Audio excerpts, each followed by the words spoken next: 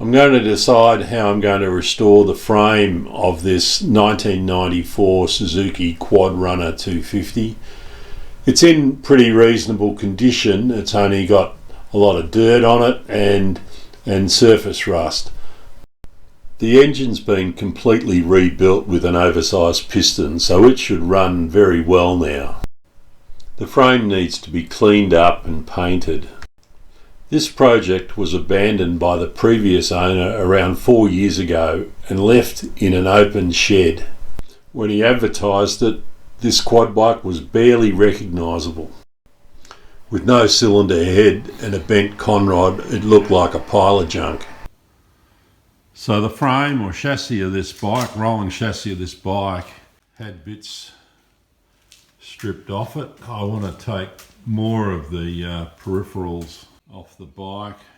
I'm going to start with the front brake lever, the rear brake, handbrake, things like the horn.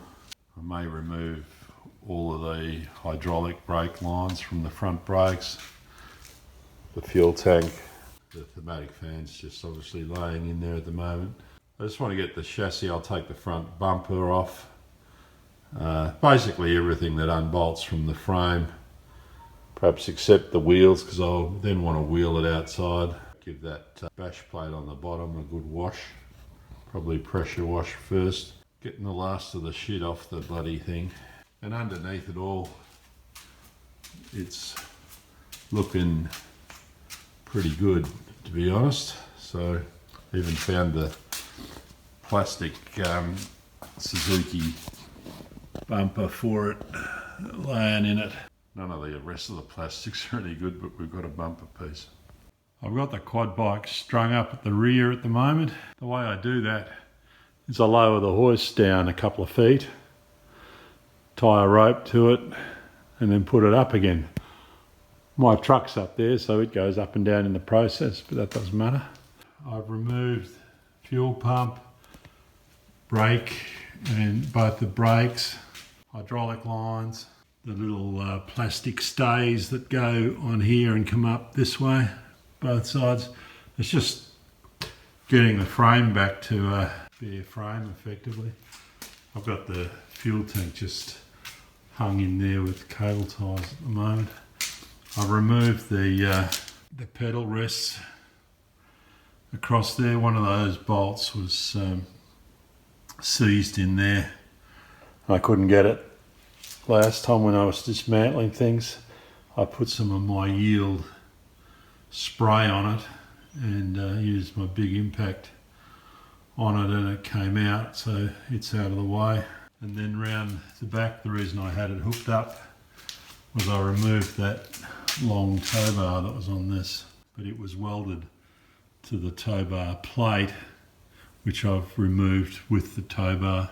It was really the tongue, the ball itself was loose. So all that's on the rear here now is the rear suspension, the fuel tank. I was trying to keep it a rolling chassis so I could roll it outside and put the pressure washer on it in the next stage. I'm going to drop the back down now and hook the front up and release the bumper bar. And to do that I need to get that bash plate out of the way on the small bash plate at the front.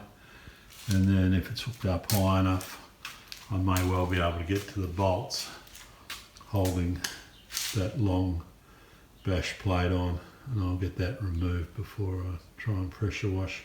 That there's the bolt coming through this small bash plate at the front into that tab there, and I suspect it catches a fair bit of water and corrosion.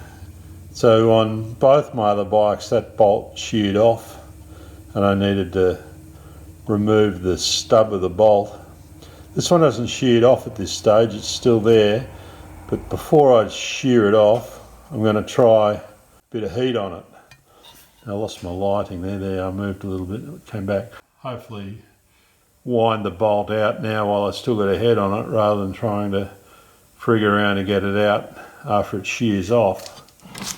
The other bolts that are in this floor pan have already given the owner some grief. There was a Tech screw through this one. I don't know whether you can see. Yeah, that hole that's there now is off centre. And there's a Tech screw through this rear one. You can see the hole on this side of the original bolt. There was one came out, still M6. The rear bash plate wasn't there at all. So I've got 3 sheared off studs in the floor there that I need to deal with to be able to bolt that bottom plate back on properly going forward. I got the screw out of this one, which was going to shear off, but with a bit of heat before I sheared it off, it came out. And then with that plate off, I got access to the front bumper bolts, and this one sheared off. Plan is to weld a washer on here and see whether I can get that to unscrew. I think I will be able to. I think it moved. I've been hitting it with a cold chisel, and I think I saw a little bit of movement, and then it's stuck again. So I'll weld a washer on there. I had one. I think I've just knocked it off while I've been filming, and I don't know where it went. I'm set up with my little TIG welder and argon gas, and I'll spot that on there and come back to you if it starts to move. Yeah, that's the old washer that I've found, a large mudguard washer. It's got a little bit of a dent in it. I've put it so that the dent works in our favour as well. I'll see whether I can get some TIG around that to weld it to that bolt. Well, there's some of my chicken shit welding again. Didn't look that good through the viewfinder when I was doing it. Looked like holes and blowouts everywhere, but if it's going to work, that'll do it. So let's let it wait to cool a little bit and try the grippers on that outside of that washer, see whether I get any twist on it. I've just come out from lunch and I want to give this washer a bit of a turn, and look, it's moved straight away. Would you believe, going to screw out finger tight. There's that sheared off bit of bolt and a good thread left. That's a good result. I've got sheared off bolts in tabs down further there and there, and one down the back.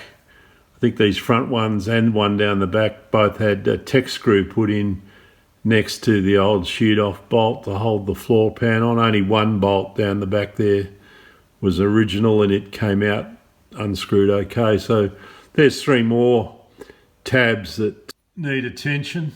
TIG welding is probably the way to go, and I've got the machine wheeled over next to me here. So I probably will have a go at those other 3 while it's here like this. This tab here has a hole alongside the hole where a Tech screw, I removed the Tech screw before, and I wondered whether the main original hole was stripped or there was nothing in it. And so I'm going to run a tap down through it, and it feels at this stage like that tap is happy to go through there. It looked like almost like a plain hole. Look, at this stage that tap's screwing in there. Now the one over the other side there, a reasonable amount of the end of the screw sticking out this side is screwed in from the other side.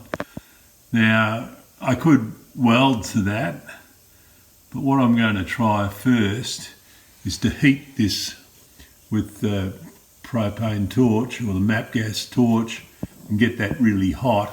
I reckon there's enough there for the vice grips to grip onto that bit, and I'm betting that will screw out without doing the welding job. So that's a different tack on that one. This one down the back here, much shorter amount sticking through, nothing on the other side. I don't think there's much choice with that one except for to tack a washer on there. I've only got that little washer. It's a little bit thicker than, may not burn through, but hopefully I can get a bit of a grip on the edge of it and get that to come out. Again, the heat from the welding probably loosens it up. And this one, each of these I've given a bit of a wire brush. This one's got a thread in it. I unscrewed an original screw from that one. So further back, this one and this one, there was no screws in them, and there's clear holes there, and then there's a clear hole down the back there. I don't have the plate that goes on there, but I probably will fabricate something to fit. I'll take one off the other bikes and make a pattern and see whether I can fabricate something that will fit in there, just to have some sort of protection underneath the motor. I've heated this pin until it was red hot, and then I put a bit of yield around it. I let it cool first, put a bit of yield on it. There's enough room to get these vice grips in there, and look, it's moving already. So there's half a turn.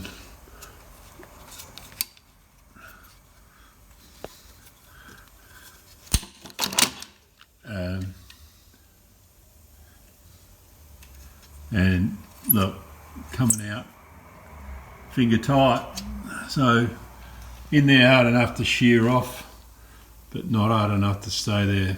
Sometimes these shear off because the rust on the part that's not in the hole stops the screw coming out, and when the head shears off, I'm winding that out in the direction of the head, so the bad part of the rust there doesn't have to pull through the hole. That may be the reason that just came out no problem then. So we're going to now focus on this last one. I'm going to tack that washer on. There's not enough material there to get a grip with the vice grips to do what I just did. So I think the welder's just here. I'll tack that washer on, and then I reckon I'll get a grip on the outside of that washer. I've got little doubt it'll come out just as easy as that last one did. I've run a tap through the 3 remaining of the back there, and this one's good. Tap's been through this one. The screw just came out of that one. We've got all our floor plan tabs back to original threads, so that's a good result. Okay, we'll see how we go with this one.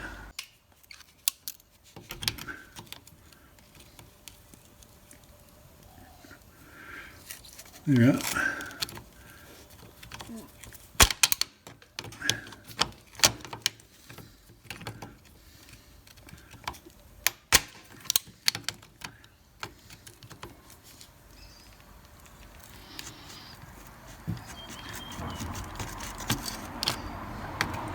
A few wobbles backwards and forwards, and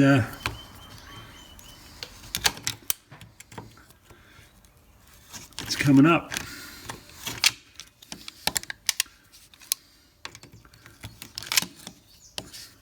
It's still very hot, so I'm not going to plough in with my hands.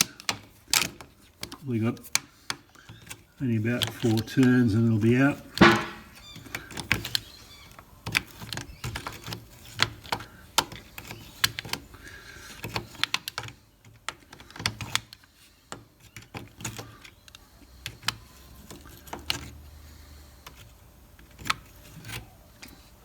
There it is. You can see the tech screw hole been put in beside it, so don't need to worry about those in future. You can see the dirt that's still on this frame. I haven't washed it at all yet. I might try and knock a lot of that off, keep it dry.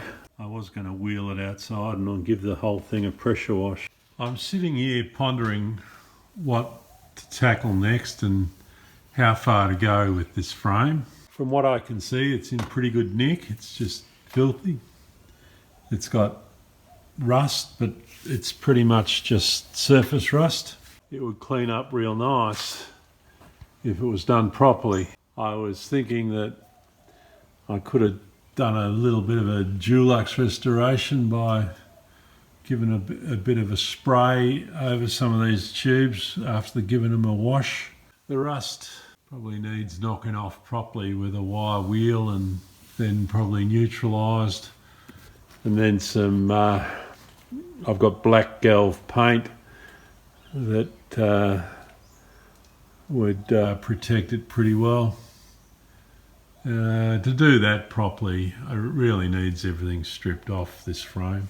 There's not a lot left on the rear. A couple of shock absorbers. There's literally 6 or 8 bolts and all of the rear is dismantled. There's quite a bit more in the front end besides taking the wheels and the swing arms off and the shockers. There's the steering and the tie rods. And I'm thinking, well, while it's strung up like this, up to the hoist and things are at a comfortable level to work on, I may well strip this frame. Well, I've decided I'm going to strip this frame bare back to halfway along, only leaving the rear end in place at this stage. I'll start by dropping the wheels off, then working on the front hubs, A-frames, tie rods, then steering column, and just pull all of that out so that every piece can be properly wire brushed and rust inhibited and painted. You don't have to have a screw loose to get out to your shed and have some fun.